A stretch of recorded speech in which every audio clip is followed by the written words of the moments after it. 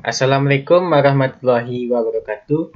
Alhamdulillahirabbil alamin. Marilah sama-sama kita panjatkan puji dan syukur kita atas kehadiran Allah Subhanahu wa taala. Mudah-mudahan kita semua selalu dilimpahi nikmat dan karunia-Nya. Amin amin ya rabbal alamin. Selawat beriringan salam, marilah sama-sama kita kirimkan buat Nabi Muhammad sallallahu alaihi wasallam. Allahumma sholli ala Muhammad wa ala ali Muhammad sallallahu alaihi wasallam. Mudah-mudahan kita di akhirat kelak mendapat syafaat dari beliau. Amin amin ya rabbal alamin. Yang saya hormati Bapak Rinaldi SPDI MAD PhD selaku dosen pembimbing mata kuliah agama. Yang saya hormati rekan-rekan mahasiswa terkhususnya kelas 1B D3 Teknik Sipil. Baik, langsung saja pada kesempatan kali ini saya akan mempresentasikan makalah yang sudah saya susun sendiri, yaitu tentang aplikasi pernikahan syariah dalam Islam atau munahakat.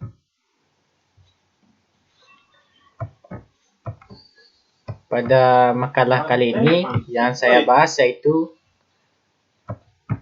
pengertian munahakat, apa itu munahakat, dan hukumnya, apa rukun-rukun nikah, apa tujuan dan hikmah nikah, apa penyebab putusnya pernikahan, dan terakhir apa kewajiban dan hak suami istri. Oke, langsung saja pengertian munahakat.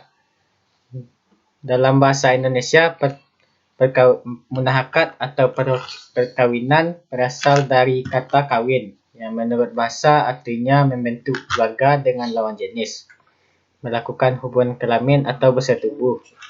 Perkawinan menurut syarak yaitu akad yang ditetapkan syarak untuk membolehkan bersenang-senang antara laki-laki dan perempuan dan menghalalkan bersenang-senangnya perempuan dengan laki-laki. Menurut Muhammad Abu Isroh, memberikan definisi munahakat adalah akad yang memberikan faedah hukum kebolehan mengadakan hubungan keluarga suami istri antara pria dan wanita dan mengadakan tolong-menolong dan memberikan batas hak bagi pemiliknya serta pemenuhan kewajiban bagi masing-masing. Dalam keadaan fatul karib, kata nikah diucapkan menurut makna bahasanya, yaitu kumpul, jima' dan akad. Sedangkan menurut syarak, yaitu suatu akad yang mengandung beberapa rukun dan syarak. Dalam komplikasi hukum Islam, pengertian perkawinan menurut pasal 2, yaitu akad yang sangat kuat atau mitsakon gholizon atau mentaati perintah Allah dan melaksanakannya merupakan ibadah. Hal serupa terdapat dalam Undang-Undang Republik Indonesia tentang Perkawinan bab 1 pasal 1 yang berbunyi, perkawinan ialah ikatan lahir batin seorang pria dengan seorang wanita sebagai suami istri dengan tujuan membentuk keluarga atau rumah tangga yang bahagia yang kekal berdasarkan ketuhanan yang Maha Esa. Dalam At-Tanzil Al-Hakim, perkawinan disebutkan dalam dua landasan pokok. Pertama adalah hubungan seksual, seperti dalam firman Allah dalam surat Al-Mu'min ayat 5-7 yang artinya, dan orang-orang yang menjaga kemaluannya kecuali terhadap istri-istri mereka atau budak yang mereka miliki, maka sesungguhnya mereka dalam hal ini tiada dicela. Barang siapa mencari yang dibalik itu, maka mereka itulah yang melampaui batas. Kedua, landasan hubungan kemanusiaan dan masyarakat. Perkawinan merupakan sunatullah yang umum, berlaku pada semua makhluknya, baik pada manusia, hewan maupun tumbuhan. Yang B, hukum munahakat. Nikah menurut hukumnya terbagi menjadi 3. Yang pertama, wajib. Wajib bagi orang yang mampu atau cukup, ada biaya dan keinginan syahwat yang sangat tinggi. Jika tidak kahwin, dikhawatirkan kemungkinan besar jatuh ke dalam jurang perzinaan. Kedua, sunnah. bagi yang tidak mampu. Tidak ada biaya dan tidak ada syahwat. Dia kawin bertujuan menunaikan kewajibannya sebagai orang laki-laki yang bertanggung jawab terhadap istri atau keluarga.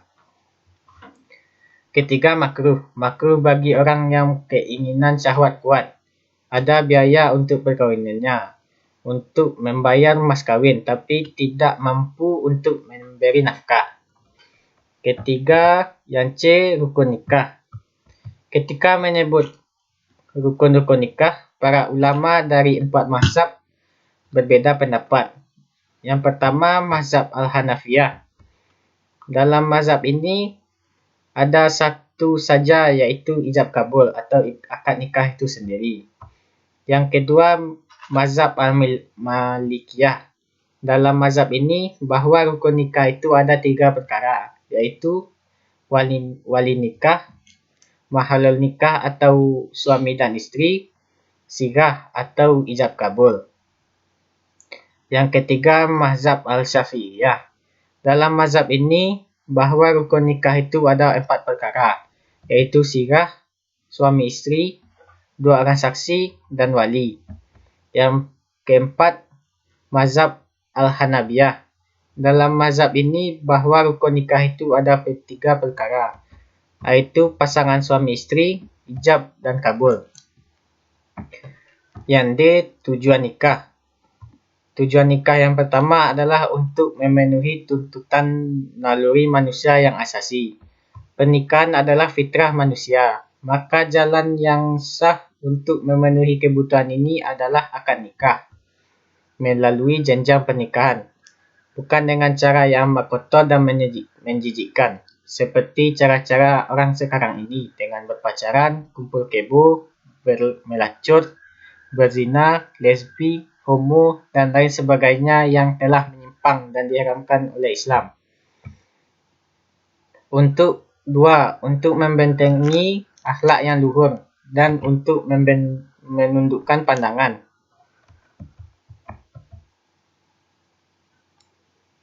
Sasaran utama dari disyariatkannya pernikahan dalam Islam diantaranya adalah untuk membentengi martabat manusia dari perbuatan kotor dan keji yang dapat merendahkan dan merusak martabat manusia yang luhur.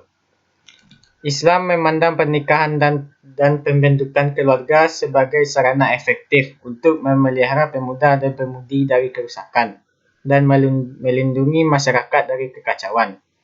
Rasulullah SAW bersabda, yang artinya, wahai para pemuda, barang siapa di antara kalian berkemampuan untuk menikah, maka menikahlah. Karena nikah itu lebih menundukkan pandangan dan lebih membentengi farji atau kemaluan. Dan barang siapa yang tidak mampu, maka hendaklah ia saum atau puasa. Kerana saum itu dapat membentengi dirinya. Yang ketiga, untuk menegakkan rumah tangga yang islami. Jadi, tujuan yang luhur dari pernikahan adalah agar suami istri melaksanakan syariah Islam dalam rumah tangganya. Yang E, hikmah nikah. Yang pertama, sebagai wadah birahi manusia yang halal. Allah menciptakan manusia dengan menyisipkan hawa nafsu dalam dirinya. Ada kalanya nafsu bereaksi positif dan ada kalanya negatif. Manusia yang tidak bisa mengendalikan nafsu birahi dan menempatkannya sesuai wadah yang telah ditentukan akan sangat mudah terjebak pada ujung baku syahwat terlarang. Pintu pernikahan adalah sarana yang tepat dan jitu dalam mewadahi aspirasi naluri normal seorang anak keturunan Adam.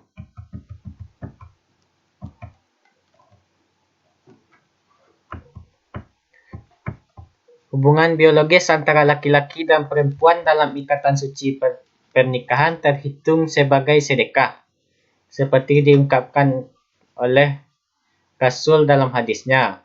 Dan persetubuhan salah seorang di antara kamu dengan istrinya adalah sedekah. Wahai Rasulullah, apakah jika seorang di antara kami memenuhi syahwatnya, ia mendapat pahala? Rasulullah menjawab, tahukah kamu jika seseorang memenuhi syahwatnya pada yang haram, dia berdosa. Demikian pula jika ia memenuhi syahwatnya itu pada yang halal, ia mendapat pahala. Hadis riwayat Muslim. Meneguhkan moralitas yang luhur. Yang ketiga, membangun rumah tangga yang islami. Slogan Sakinah Mawaddah Warahmah tidak akan menjadi kenyataan jika tanpa dilalui proses pernikahan. Tidak ada kisah menawan dari insan-insan terdahulu maupun sekarang hingga mereka sukses mendidik putra-putri dan keturunan bila tanpa menikah yang diteruskan dengan membangun biduk rumah tangga islami. Yang keempat, memotivasi semangat dalam beribadah. Risalah Islam tegas memberi keterangan pada umat manusia bahawa tidaklah mereka diciptakan oleh Allah kecuali untuk bersujud, beribadah kepadanya. Dengan menikah, diharapkan pasangan saling mengingatkan kesalahan dan kealpaan masing-masing. Dengan menikah, satu sama lain memberi nasihat untuk menunaikan hak Allah dan Rasulnya, solat, mengajarkan Al-Quran, dan sebagainya. Melahirkan generasi yang baik. Hikmah menikah adalah melahirkan anak-anak yang salih, berkualitas dalam iman dan takwa, cerdas secara spiritual, emosional maupun intelektual, sehingga dengan menikah, orang tua bertanggung jawab dalam mendidik anak-anaknya sebagai generasi yang bertakwa, beriman kepada Allah. Tanpa pendidikan yang baik, tentulah tidak akan mampu melahirkan generasi yang baik. Yang poin F, penyebab putusnya pernikahan. Yang pertama, talak. Hak talak. Hukum Islam menentukan bahawa hak talak adalah pada suami dengan alasan bahawa seorang laki-laki itu pada umumnya lebih mengutamakan pemikiran dalam mempertimbangkan sesuatu daripada wanita yang biasanya bertindak atas dasar emosi. Dengan mempertimbangkan yang demikian tadi, diharapkan kejadian perceraian akan lebih kecil kemungkinannya daripada apabila hak talak diberikan kepada hak isteri. Di samping alasan ini, ada alasan lain memberikan wewenang atau hak talak kepada suami. Antara lain, pertama, akad nikah dipegang oleh suami. Suamilah yang menerima ijab dari pihak isteri waktu dilaksanakan akad nikah. Suami wajib membayar mahar kepada istrinya waktu akad nikah dan dianjurkan membayar uang mu'tah atau pemberian sukarela dari suami kepada istrinya setelah suami mentalak istrinya. Suami wajib memberikan nafkah istrinya pada masa iddah apabila ia mentalaknya. Perintah-perintah mentalak dalam Al-Quran dan hadis banyak ditujukan pada suami. Syarat-syarat menjatuhkan talak. Syarat seorang suami yang menjatuhkan talak ialah berakal sehat, telah baligh, dan tidak kerana paksaan. Yang B, syarat-syarat seorang isteri supaya sah ditalak suaminya ialah isteri telah terikat dengan perkahwinan yang sah dengan suaminya. Isteri harus dalam keadaan suci yang belum dicampuri oleh suaminya dalam waktu suci itu. Isteri yang sedang hamil. C, syarat-syarat pada sigat talak. Sigat talak ialah perkataan atau ucapan yang diucapkan oleh suami atau wakilnya di waktu ia menjatuhkan talak pada istrinya. Sigat talak ini ada diucapkan langsung seperti saya jatuhkan talak saya satu kepadamu. Ada pula yang diucapkan secara sindiran atau kinayah seperti kembalilah kamu ke orang tuamu atau engkau telah aku lepaskan daripadaku. Ini dinyatakan sah apabila ucapan suami itu disertai niat menjatuhkan talak pada istrinya. Suami mengatakan pada hakim bahawa maksud ucapan itu untuk menyatakan talak kepada istrinya. Apabila ucapan itu bermaksud untuk menjatuhkan talak kepada istrinya, maka sigat talak yang demikian tadi tidak sah hukumnya.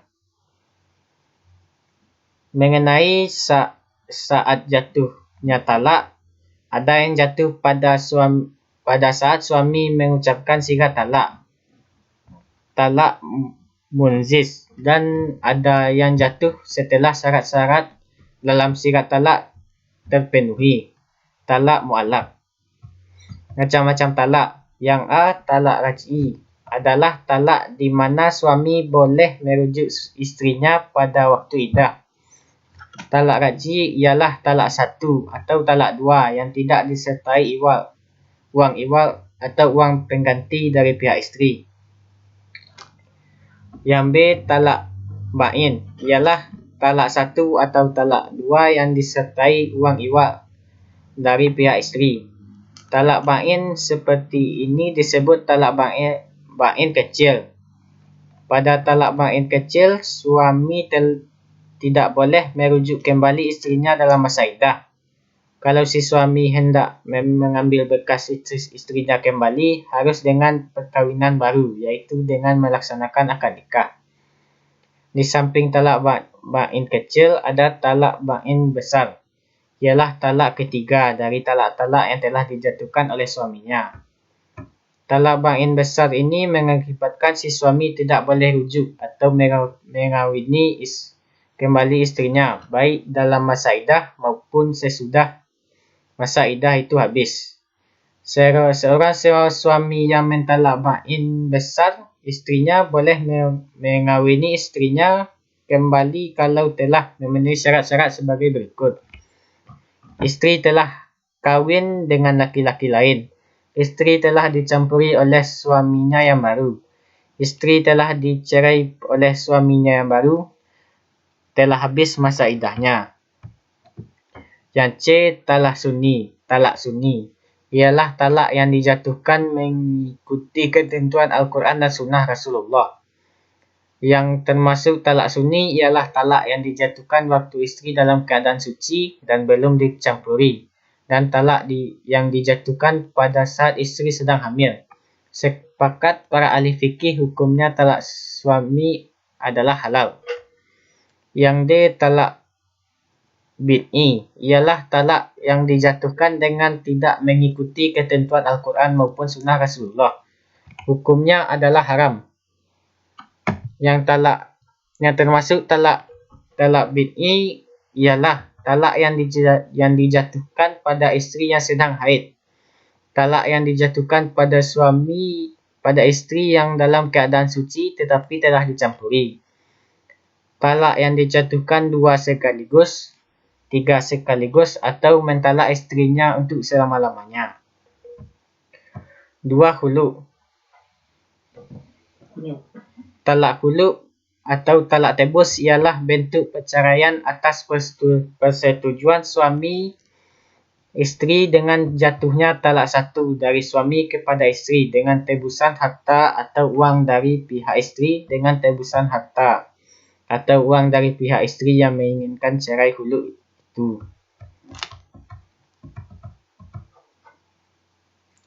Syarat sahnya khulu' ialah perceraian dengan khulu' itu harus dilaksanakan dengan kerelaan dan persetujuan suami istri.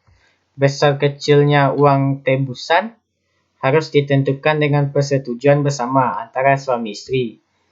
Apabila tidak terdapat persetujuan antara keduanya mengenai jumlah wang penebus, hakim pengadilan dapat menentukan jumlah wang tebusan itu. Khulu' dapat dijatuhkan sewaktu-waktu, tidak usah menanti istri dalam keadaan suci dan belum dicampuri. Hal ini disebabkan kerana khulu' itu terjadi atas kehendak istri sendiri. Penyebab putusnya pernikahan yang ketiga adalah syikak. Syikak itu berarti perselisihan, atau menurut istilah fikih berarti perselisihan suami istri yang diselesaikan 2 orang hakam. 1 orang hakam dari pihak suami dan yang 1 orang lagi dari pihak istri. Menurut Syekh Abdul Aziz Al-Huli, tugas dan syarat-syarat orang yang boleh diangkat menjadi hakim adalah berlaku adil di antara pihak yang berperkara, dengan ikhlas berusaha untuk mendamaikan suami isteri itu. Kedua hakam itu disegani oleh kedua pihak suami isteri. Hendaklah berpihak kepada yang teraniaya atau dirugikan apabila pihak yang lain tidak mahu berdamai. Yang keempat, fasak. Arti fasak ialah merusak atau membatalkan. Ini berarti bahawa perkahwinan itu diputus atau dirusakkan atas permintaan salah satu pihak oleh hakim pengadilan agama. Biasanya yang menuntut fasak di pengadilan adalah isteri. Adapun alasan-alasan yang diperbolehkan seorang isteri menuntut fasak di pengadilan adalah: A. Suami sakit gila. Yang B. Suami menderita penyakit menular yang tidak dapat diharapkan sembuh. C. Suami tidak mampu atau kehilangan kemampuan untuk melakukan hubungan kelamin. Yang D. Suami jatuh miskin hingga tidak mampu memberi nafkah pada istrinya. Yang E. Isteri merasa tertipu, baik dalam nasab, kekayaan atau kedudukan suami. Yang F. Suami pergi tanpa diketahui tempat tinggalnya dan tanpa berita, sehingga tidak diketahui hidup dan mati, dan waktunya sudah cukup lama. Yang kelima, taklid talak. Arti daripada taklid ialah menggantung. Jadi pengertian taklid talak ialah suatu talak yang digantungkan pada suatu hal yang mungkin terjadi yang telah disebutkan dalam suatu perjanjian yang telah diperjanjikan lebih dahulu. Di Indonesia, pembacaan taklid talak dilakukan oleh suami setelah akad nikah. Adapun sigat taklid talak yang tercantum dalam buku nikah dari Departemen Agama adalah sebagai berikut. Sewaktu-waktu saya A. meninggalkan isteri saya tersebut 6 bulan berturut-turut. B. Atau saya tidak memberi nafkah wajib kepadanya 3 bulan lamanya. Yang C. Atau saya menyakiti badan atau jasmani isteri saya itu. Yang D. Atau saya membiarkan atau tidak mempedulikan isteri saya itu 6 bulan lamanya. Kemudian isteri saya tidak rela dan mengadukan halnya kepada pengadilan agama atau petugas yang diberi hak mengurus pengaduan itu, dan pengaduannya dibenarkan dan serta diterima oleh pengadilan atau petugas tersebut, dan isteri saya itu membayar uang sebesar Rp sebagai iwal atau pengganti kepada saya, maka jatuhkanlah talak saya 1 kepadanya. Kepada pengadilan dan petugas tersebut tadi saya kuasakan untuk menerima uang iwal atau pengganti itu dan kemudian memberikannya untuk keperluan ibadah sosial. Talak 1 yang dijatuhkan suami berdasarkan taklid mengakibatkan hak talak suami tinggal 2 kali apabila keduanya kembali melakukan perkahwinan lagi. Yang keenam, ilak. Arti daripada ilak ialah bersumpah untuk tidak melakukan suatu pekerjaan. Dalam kalangan bangsa Arab jahiliyah, perkataan ilak mempunyai arti khusus dalam hukum perkahwinan mereka, yakni suami bersumpah untuk tidak mempercampuri istrinya. Waktunya tidak ditentukan dan selama itu isteri tidak ditalak maupun diceraikan. Sehingga kalau ini berlangsung berlarut-larut, yang menderita adalah isteri kerana keadaannya terkatung-katung dan tidak berketentuan. Berdasarkan Al-Quran Surat Al-Baqarah ayat 226 sampai 227, dapat diperoleh ketentuan bahawa suami yang mengilak istrinya batas paling lama hanya 4 bulan. Kalau batas waktu itu habis, maka suami harus kembali hidup sebagai suami isteri atau mentalaknya. Bila sampai batas waktu 4 bulan itu habis, dan suami belum mentalak istrinya atau meneruskan hubungan suami istri, maka menurut Imam Abu Hanifah, suami yang diam saja itu dianggap telah jatuh talaknya satu kepada istrinya. Apabila hendak kembali meneruskan hubungan istrinya, hendaklah ia menebus sumpahnya dengan denda atau kafarah. Kafarah sumpah hilak sama dengan kafarah umum yang terlanggar dalam hukum Islam. Denda sumpah umum diatur dalam Al-Quran surat Al-Maidah ayat 89 berupa: yang A. Memberi makan 10 orang miskin menurut makan yang wajar yang biasa kamu berikan untuk keluarga kamu. Yang B. Memberikan pakaian kepada 10 orang miskin. Yang C. Memerdekakan seorang budak. Atau kamu tidak juga sanggup, maka hendaklah kamu berpuasa 3 hari. Pembayaran kafarah ini pun juga harus dilaksanakan apabila suami mentalak istrinya dan merujuknya kembali pada masa iddah, atau dalam perkawinan baru setelah masa iddah habis. Zihar. Zihar adalah prosedur talak yang hampir sama dengan ilak. Arti zihar ialah seorang suami yang bersumpah bahawa istrinya itu baginya sama dengan punggung ibunya. Dengan bersumpah demikian itu berarti suami telah menceraikan istrinya. Masa tenggang zihar sama dengan ilak. Ketentuan mengenai zihar itu diatur dalam Al-Quran surat Al-Mujadilah ayat 2-4 yang isinya: zihar ialah ungkapan yang berlaku khusus bagi bangsa Arab yang artinya suatu keadaan di mana seorang suami bersumpah bahawa bagi istrinya itu sama dengan punggung ibunya. Sumpah ini berarti ia tidak akan mencampuri istrinya lagi. Sumpah itu seperti ini termasuk hal yang mungkar yang disegani oleh Allah dan sekaligus merupakan perkataan dusta dan paksa. Akibat dari sumpah itu ialah terputusnya ikatan perkawinan antara suami istri.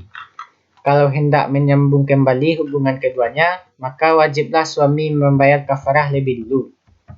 Bentuk kafarahnya adalah memerdekakan seorang budak, puasa 2 bulan berturut-turut, memberi makan 60 orang miskin.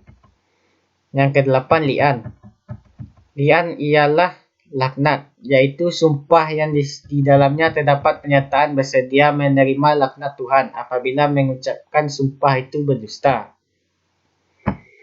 Akibatnya ialah putusnya perkawinan suami istri selama-lamanya.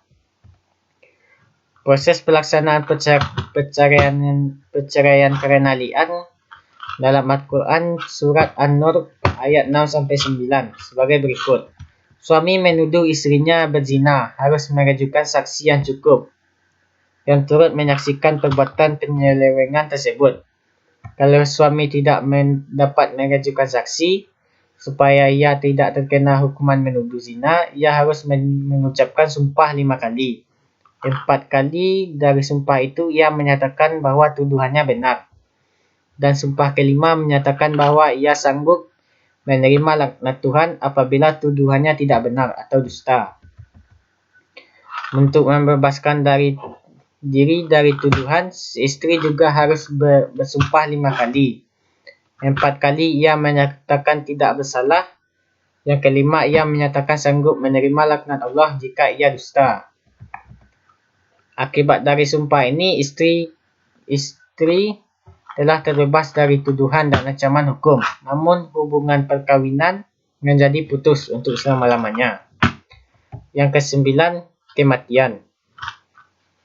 Putusnya perkawinan dapat pula disebabkan kerana kematian suami atau istri. Dengan kematian salah satu pihak, maka pihak lain berhak waris atas harta peninggalan yang meninggal. Yang terakhir, hak dan kewajiban suami istri. 1. Kewajiban suami dan hak istri. Hadratus Syekh Ki Haji Muhammad Hashim Asy'ari menyampaikan dalam kitabnya Daw al-Misbah fi bayani ahkam an-nikah, bahwa kewajiban suami kepada istrinya yaitu harus mempergaulinya dengan baik. Muasyarah bi al-ma'ruf, suami harus memenuhi hak istrinya dengan baik seperti maharnya, nafkahnya, mu'nahnya, dan kiswahnya. Semua itu harus dilakukan suami dengan penuh kerelaan, hati baik, ucapan yang lemah lembut, penuh kesabaran, dan atas perilaku buruk, misalnya si istri berakhlak kurang baik. Suami juga harus membimbing istrinya dengan baik dan sabar menuju kebaikan dan ibadah, mengajari istrinya bagaimana bersuci yang benar sesuai perintah agama, juga membimbing istrinya dengan benar tatkala ia haid, ketika ia salat, serta ketika istri melaksanakan kewajiban-kewajiban agama yang lain. Firman Allah Subhanahu wa taala dalam surat An-Nisa ayat 19 yang artinya, dan pergaulilah istri-istrimu sekalian dengan baik. Lalu dalam surat Al-Baqarah ayat 228 yang artinya, dan para wanita mempunyai hak yang seimbang dengan kewajibannya menurut cara yang ma'ruf. Akan tetapi, para suami mempunyai satu tingkatan kelebihan daripada istrinya. Dan Allah Maha Perkasa lagi Maha Bijaksana.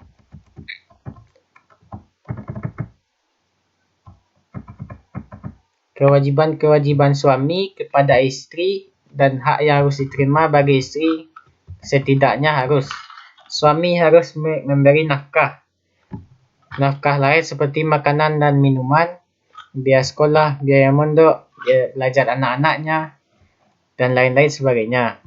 Suami harus memberi mu'nah. Yang dimaksud dengan mu'nah itu adalah segala sesuatu di luar kewajiban-kewajiban nafkah tersebut. Atau bahasa lain adalah segala biaya tak terduga, seperti biaya pengobatan jika sakit, biaya dengan perhiasan istri, biaya istri untuk bersolek, dan lain-lain. Suami juga boleh memberi kiswah. Dalam hal ini, suami harus memenuhi biaya pakaian istri secukupnya dan sepenuhnya.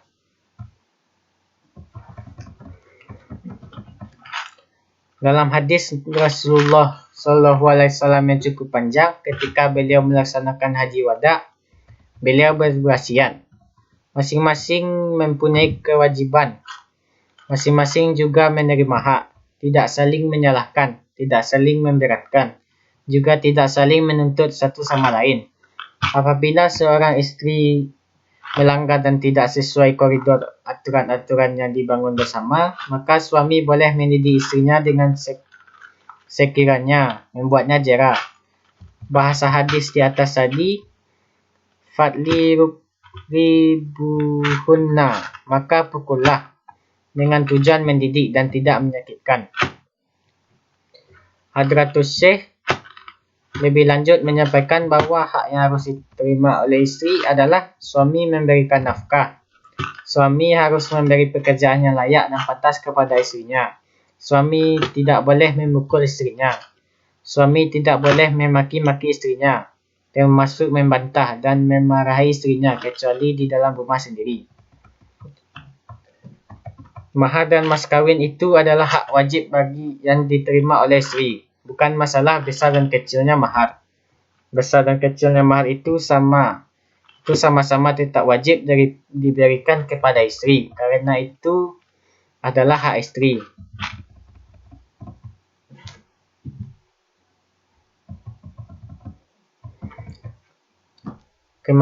Kewajiban istri yang kedua, kewajiban istri dan hak suami. Kewajiban istri yang harus dilakukan dan hak yang harus diterima oleh suami adalah, istri wajib taat kepada suaminya terhadap segala apa saja yang diperintah oleh suaminya, selagi dalam hal yang dihalalkan oleh perintah Allah Subhanahu wa taala dan Rasulnya. Istri tidak boleh berpuasa kecuali seizin suaminya.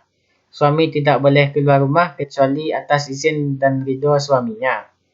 Seorang istri harus bersungguh-sungguh mencari ridho suaminya, karena ridho Allah berada dalam suaminya, dan marahnya Allah berada di dalam marah suaminya. Sekuat mungkin itu wajib berusaha menjauhi yang sekiranya menyebabkan suaminya marah.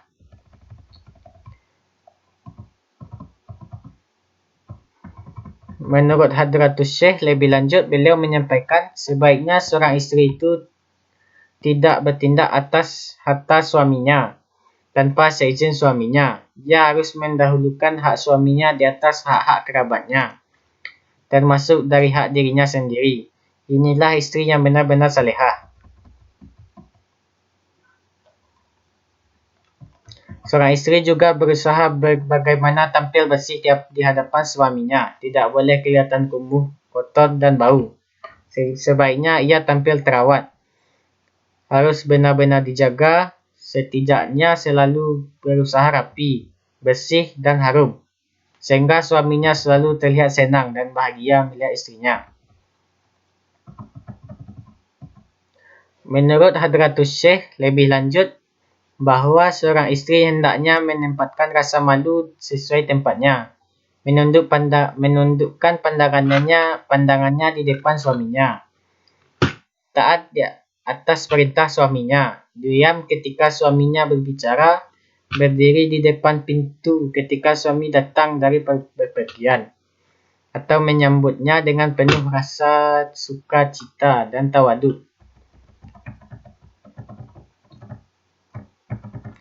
Hadratus Syekh Ki Haji Muhammad Hasyim Asy'ari menyampaikan lebih lanjut bahawa seorang istri sebaiknya menawarkan kepada istrinya mau tidur atau atau dalam hal apakah si suami ingin berhubungan badan atau sekedar bercumbu atau sejenisnya. Istri tidak berkhianat atau menyimpang ketika suami tidak ada di rumah. Seorang istri sebaiknya selalu berpenampilan menarik di depan suaminya, baunya selalu harum dan wangi, menjaga bau mulutnya. Dalam kaitannya dengan hal di atas, baginda Rasulullah SAW bersabda yang artinya, ketika seorang istri sudah sholat 5 waktu dan ia puasa Ramadan, lalu ia telah menjaga kemaluannya, ia telah taat kepada suaminya, maka katakanlah kepadanya, masuklah wahai istri yang seperti itu ke dalam surga dari pintu mana saja engkau inginkan. Ini menunjukkan betapa penting dan wajib seorang istri memenuhi kewajiban-kewajibannya dan menerima haknya serta taat kepada suaminya untuk dari segala bentuk fitnah yang dapat menjurus kepada kerusakan sebuah tatanan mahligai rumah tangga itu. Kalau kita mengaca dan membaca sirah Nabi Muhammad SAW, betapa istri-istri Rasulullah itu tidak pernah sembrono di dalam berkhidmah dan dalam melayani baginda Nabi. Suatu waktu Sayyidatina Siti Aisyah bertanya kepada Rasulullah, siapa manusia yang harus lebih diutamakan menerima haknya? Rasulullah SAW menjawab, suaminya. Lalu setelah itu siapa lagi ya Rasulullah? Lalu baginda Nabi SAW menjawab, ibunya. Penutup. Kesimpulan yang kita tarik dari makalah ini adalah munahakat atau pernikahan merupakan sunatullah umum yang berlaku pada semua umat yang dilandaskan oleh Al-Quran dan Sunnah Nabi Muhammad SAW dan memiliki rukun dan sunnah tertentu, dan hukumnya bisa jadi wajib, sunnah, dan makruh yang bertujuan untuk mencapai kebahagiaan di dunia maupun akhirat dan mengharapkan ridho Allah Subhanahu wa Ta'ala. Penyebab putusnya hubungan pernikahan adalah talak, khulu', syikak, fasak, taklik talak, ilak, zihar, li'an, dan kematian. Dan terakhir, kewajiban suami menjadi hak istri dan kewajiban istri menjadi hak suami. Saran. Saya sangat mengharapkan kritik dan saran yang membangun dari dosen, rekan-rekan mahasiswa, dan pembaca. Dan semoga apa yang penulis uraikan di atas dapat bermanfaat bagi kita semua, terutama dalam memahami pengertian menhakat, rukun dan syarat pernikahan, dan tujuan dan manfaat pernikahan, dan sebab-sebab putusnya pernikahan, serta kewajiban dan hak suami istri. Semoga bisa menjadi pedoman dalam mempelajari mata kuliah agama dengan cermat dan terperinci. Sekian dari saya. Terima kasih. Banyak maaf. Wassalamualaikum warahmatullahi wabarakatuh.